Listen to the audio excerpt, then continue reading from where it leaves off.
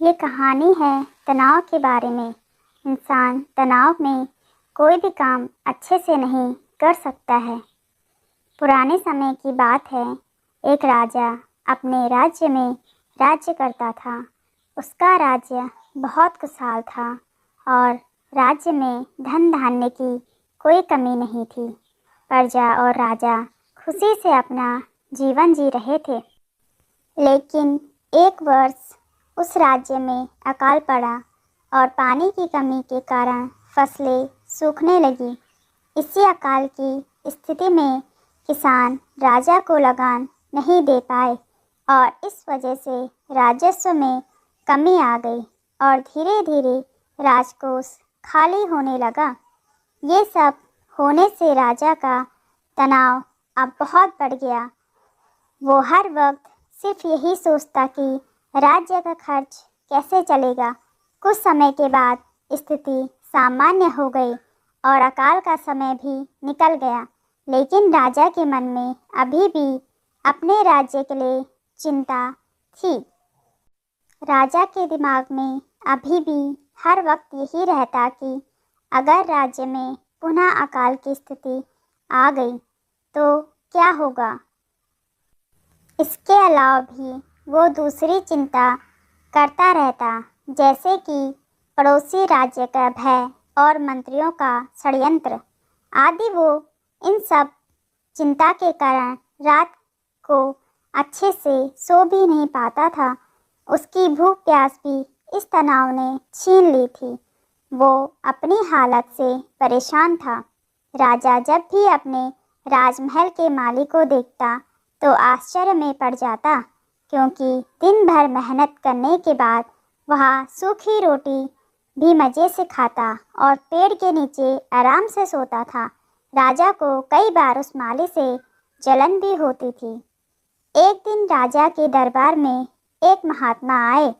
राजा ने अपनी समस्या उस महात्मा को बताई और उनसे ये भी कहा कि आप मुझे इस समस्या को दूर करने का उपाय बताइए। महात्मा ने राजा की समस्या को पहले अच्छे से समझ लिया और बाद में राजा से कहा कि तुम्हारी चिंता की जड़ तुम्हारा राजपाट है। तुम अपना राजपाट पुत्र को दे दो और इस समस्या से मुक्त हो जाओ। राजा ने कहा, लेकिन मेरा पुत्र तो सिर्फ 7 साल का है, वो कैसे राजपाट संभालेगा। महात्मा ने कहा, तो तुम फिर अपना राजपाट मुझे दे दो और इस चिंता से मुक्त हो जाओ। राजा अपना राजपाट उस महात्मा को देने के लिए तैयार हो गया और उसने अपना राजपाट महात्मा को सौंप दिया। इसके बाद उस महात्मा ने राजा से पूछा कि अब तुम क्या करोगे। राजा ने कहा, मैं कोई बिजनेस कर लूँगा। महात्मा ने कहा, लेकिन तुम बिजनेस के लिए पैसों की व्यवस्था कैसे करोगे। अब तो सारा राजपाट मेरा है और इसलिए राजकोष का धन पर भी सिर्फ मेरा ही हक है। राजा ने कहा, कोई बात नहीं, मैं अब नौकरी कर लूँगा। महात्मा ने कहा, अगर तुम्हें नौकरी करनी है तो तुम्हें कहीं और जाने की ज़रूरत नहीं है। तुम राजघर में ही रहकर मेरी ओर से ये राजपाट संभाल लो और मैं अपनी कुटिया में ही रहूँगा। राजा ने कहा, अच्छा ठीक है। अब वो राजा महात्मा की नौकरी करते हुए राजपाट संभालने लगा और महात्मा अपनी कुटिया में चले गए। कुछ दिन बाद वो महात्मा फिर से राजमहल में आए और उन्होंने राजा से पूछा कि बताओ, अब तुम्हें भूख लगती है या नहीं, तुम्हारी नींद का क्या हाल है। राजा ने कहा, अब तो मैं हर रोज़ अच्छे से खाता हूँ और मुझे हर रोज़ अच्छी नींद भी आ जाती है। राजा ने महात्मा से पूछा कि मैं पहले भी राजपाट का कार्य करता था और अभी भी मैं वही कार्य करता हूँ, तो फिर ये परिवर्तन कैसे।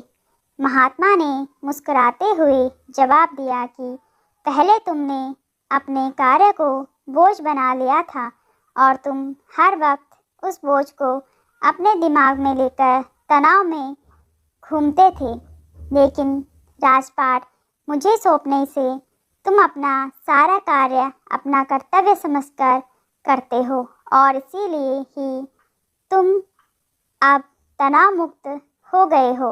अगर हम अपना काम बोझ समझकर करेंगे तो हमारा तनाव और भी बढ़ेगा। इसलिए हमें अपना काम अपना कर्तव्य समझकर ही करना चाहिए।